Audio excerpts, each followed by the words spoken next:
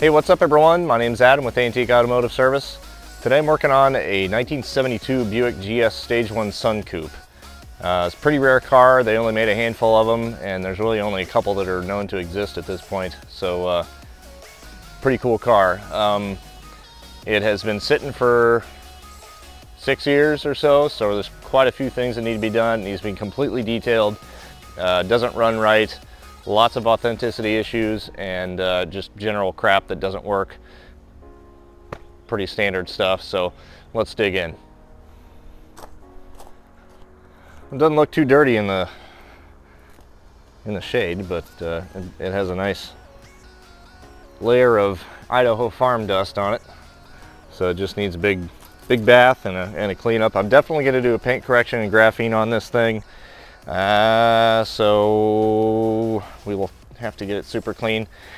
Stuff like this, you can't see it very well on video, but it's the chrome has kind of worn through on it. Those are available reproduction. Generally, this car is in pretty darn good shape. It had a full rotisserie restoration on it. Lord knows how many years ago. I don't know if some of you may remember a guy from St. Louis named John Kemper. He was a fire captain for the St. Louis Fire Department, and he passed away in the line of duty. And this was his car. Mike bought it from him before he passed away. And it was, I mean, it was done to the nines. He added a whole bunch of options: power door locks, power seat, power windows, remote trunk release, tilt, 8-track, AM/FM. All kinds of fun stuff on this thing. And there's your SunCoupe, and it does work and folds right back. Pretty cool deal. I really like it. And while I'm here, so you see this a lot on restored cars. These should be painted body color. Same thing with this stuff here. That should all have been on the door when it was painted. This stuff here, not so much, because the power door locks were added after the body was painted. We are going to have to find some tires for this thing. It's going to be difficult because wide ovals are not available right now. There is, it's not this side, couple scratches right here we've got to take care of, and there's one more scratch on the lower side of the quarter on the other side. Same thing over here. That needs to be painted body color. Most of the stuff inside the car is in pretty good shape as far as authenticity is concerned. Door panel screws on that side, a couple of them are wrong or something like that. The rear defrost doesn't work, of course. Everything else seems to work in there. Looking inside the hood here, got to get a different radiator cap. I have one belt that's cogged down here. It's the power steering belt that needs to be switched to a non-cogged belt. That is a non-cogged belt, but if you see notches, it's a cogged belt, and it's not correct for a 70 to 72. Looks like we've got to put new insulation on this. Somebody did a fancy job on this. I've got to get I don't know if it's a circuit breaker or a thermal shut off or something, but it's not a 10 amp fuse, so that's got to get put in. A couple of hoses are not happy. That's an old reproduction hose, and it needs to get replaced. Same thing for the washer hose. It's all cracked up and crappy. I probably need to get a sticker kit, or at least partial sticker kit from Dwayne. This needs correct clamps on it. That's the right clamp. This one needs a yellow clamp on it. I've got a leak here in the radiator hose.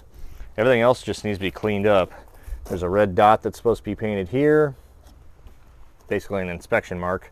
It does not have T3 headlights, which may be a problem because since 72 they do not reproduce. What else do we have in here? Just dirty, super dirty.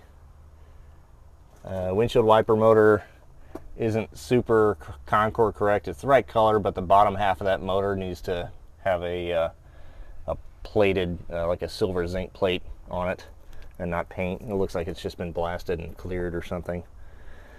Battery cables could use a replacement. Those are kind of old and cruddy.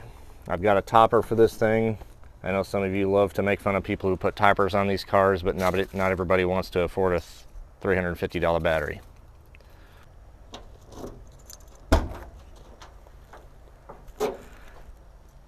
Quality spare. I don't see a whole lot in here except for the fact that we're missing a truck mat and the spare tire board and the hardware that matches it. This has a funky wire here, which is the basic, it's the power trunk release, which you normally don't see on these cars. Also, usually this is supposed to be painted, and I would normally take points off for it because it's supposed to be on the car when it's painted, but since this is a power trunk release, it's all integrated into this piece. So if that option is selected, this is not painted. So this is correct. Looks like we're in good shape there as far as correct look. All that's strapped up real nice. Needs a bulb for that. I think I would probably bring this bumper up just a bit, but other than that, I just need to get the thing cleaned up, top and bottom and inside and out, and then we're going to be rocking and rolling. This car is going to MCACN this year, which is the Muscle Car and Corvette Nationals in Rosemont, Illinois, the weekend before Thanksgiving. So put that on your calendars. This is the class of 72 this year, being the 50-year anniversary for 72s. They're also doing a 55-year for 67s. So put it on your calendar. It's the best show out there for these cars.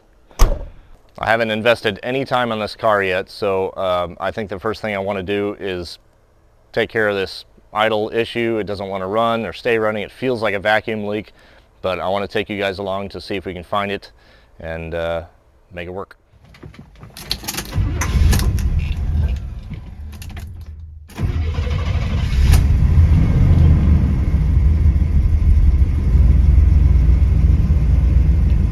I did mess around with the carb a little bit to try to get it to even idle at all. Otherwise, I just couldn't keep the car running. Telling me the seatbelt's not connected. Gotta love a 72. Come on, car, keep running.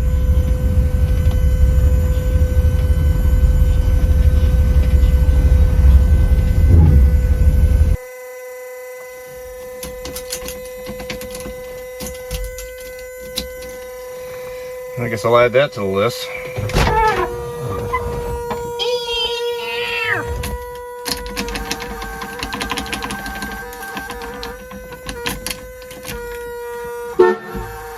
Horn works.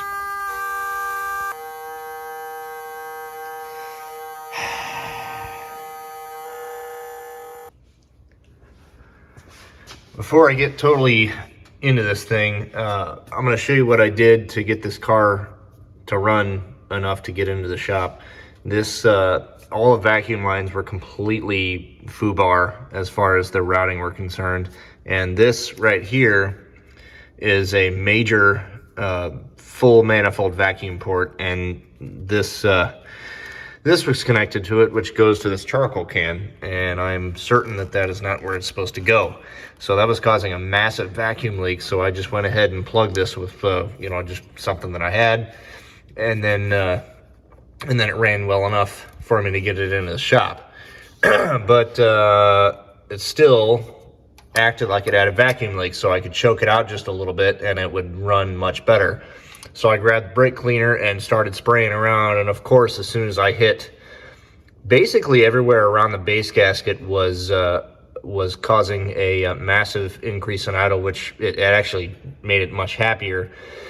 So I'm suspecting either the base gasket or primary throttle shaft being super loose, and it actually did it on the back one too, which is kind of odd. So what I'm going to do is I'm just going to pull this carburetor, double check the the base gasket on this thing and also check the throttle shaft and see how much play is in it. Okay, I've got this thing off and it has this gasket on it. I've never really been a fan of these things because I just don't trust the fact that these plastic little spacers will keep from having any vacuum leaks around the carburetor because the gasket doesn't smash enough. So I think what I'm going to do is go ahead and just put this gasket in the trash, and I'm going to throw a new one on there that actually covers up everything that I need to cover up, and then run the car again, see what happens. And also, I really don't feel any play in this throttle shaft, hardly at all. There might be just a touch, but I don't think it's enough to cause that big of a vacuum leak. So I'm just taking a look at this here, and it kind of looks like here and here there was some sort of air moving that way, and I'm really hoping that this gasket does the trick, because I'm gonna have to send it out to somebody who really knows carburetors if I can't figure this out. Quick note, you can see how worn down this hole is from the bolts being in and out of this thing.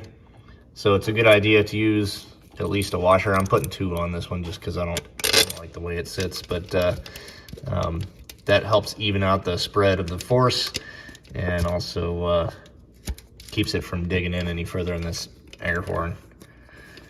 But I just wanted to show you that. This is pretty bad on this one.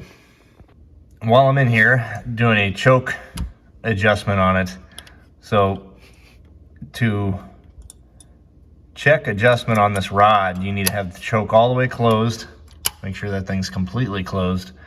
And this rod should slip just into that little spot right there without any pushing down or pulling up or anything. So that's exactly where it needs to be. And you want to put it in the STD hole, not alt. Put it in the standard hole. Getting into the vacuum diagram, I preach my chassis manual for every car that I get. Vacuum tube routing, 455 GS and stage 1 engine. This is what we're looking at. And we're gonna go a little bit rogue on this thing because this is going to be eliminated. And so what we've got to do is just basically take this 4-way out and just run full manifold vacuum straight to the bottom of this vacuum tree, and then route everything as shown here. Okay, I'm routed where I need to be, and this hose here that we took off of that manifold vacuum a bit ago that goes to this charcoal can is supposed to go to the air cleaner onto an elbow on just under the bottom of it, and that does not exist on that air cleaner. There's a hole for it, but it's not there, so we may just, I don't know what we're gonna do about that yet. I may have to try to find a little 90 with a barb on it, but let's see if we can fire this thing up and see if it runs any better.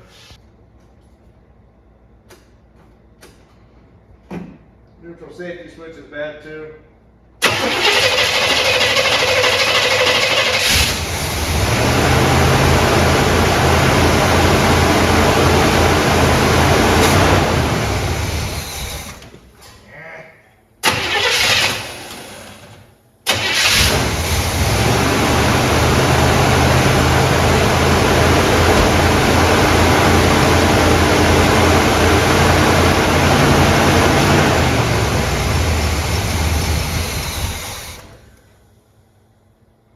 That's not what I want.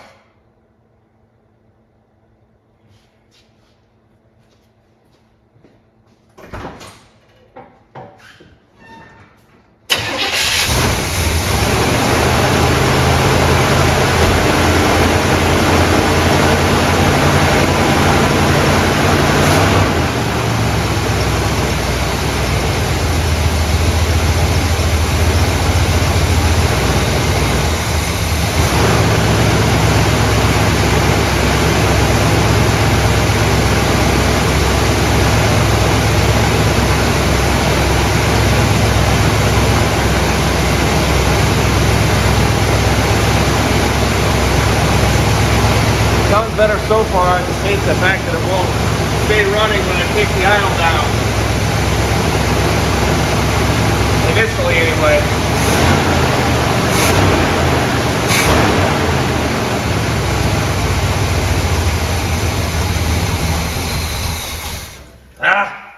Yep. Let's see if I can get this thing to run for longer than 10 seconds.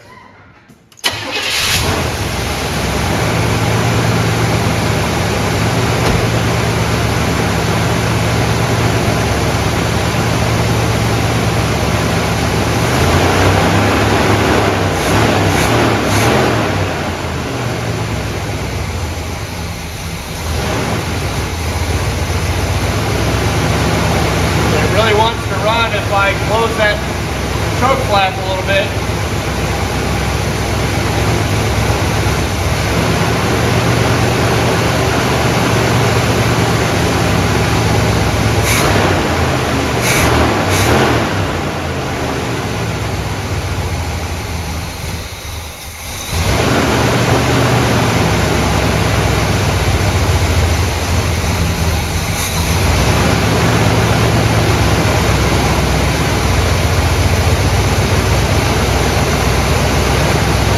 Grab brake clean and see if we still got the same problem.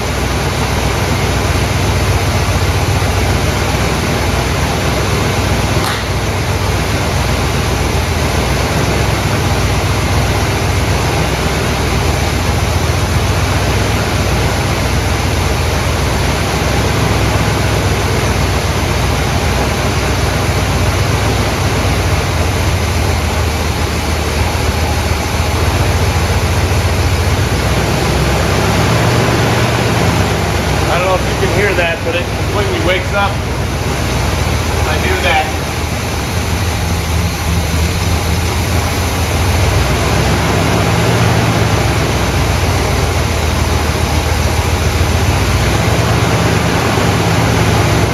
Yeah, I'm going to take this thing back off. It may even be the throttle plate gasket too. Something's not right on this thing, as you can see. Well, I give up. Off to the builder it goes. Since we don't have fuel, I'm going to jump to electrical. And one of the things that was not working was the defogger. So this plate just pops out, and this switch unscrews and pulls out of the harness. And I went ahead and tested this switch. Seems to be fine, or at least it seems to operate. And so I'm going to start checking voltage. There should be a constant when the key is on here, and then when you kick this one way, it sends to the low speed, and then sends to high speed when you turn the other way. So let's check voltage with the key on here first. Let's see if I can get something out of this. Okay, power on. Volts DC. See if I can get this set up to where somebody can see it. Probably not.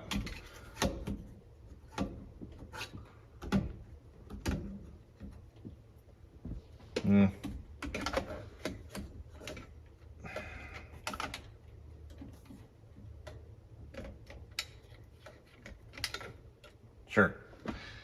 Okay. Bottom one should be. Well, I'm gonna be in trouble.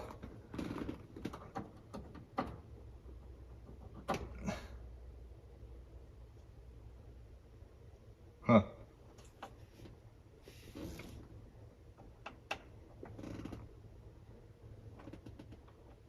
I don't know why it's reading volts without even grounding it out.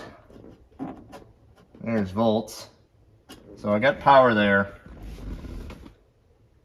This is not the first time that one of these cars has had this problem.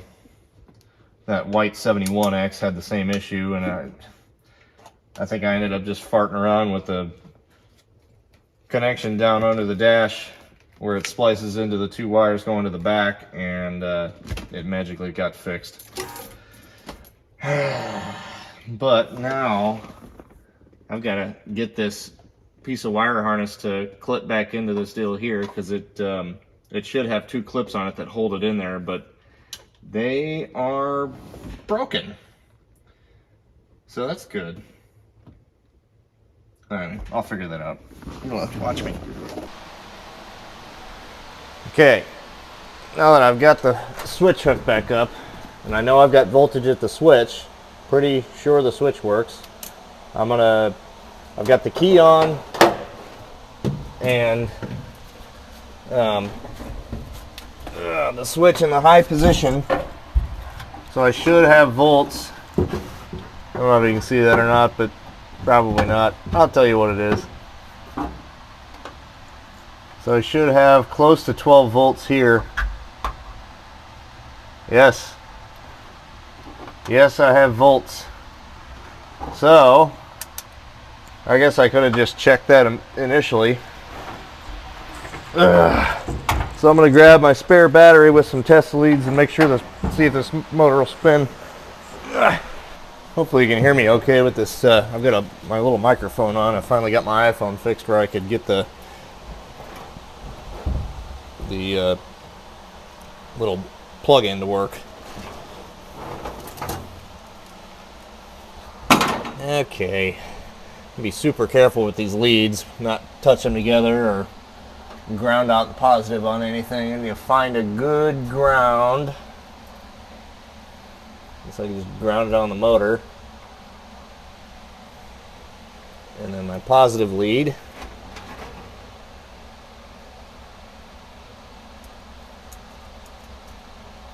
Nothing.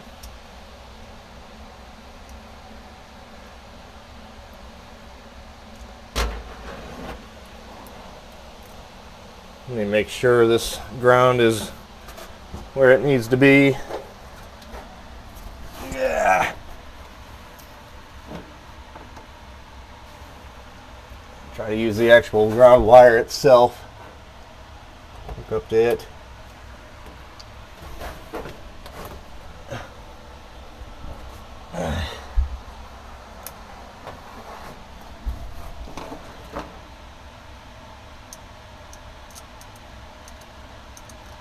I've got sparkles.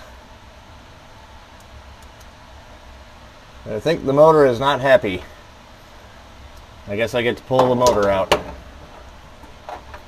Yeah. Easy. Easy.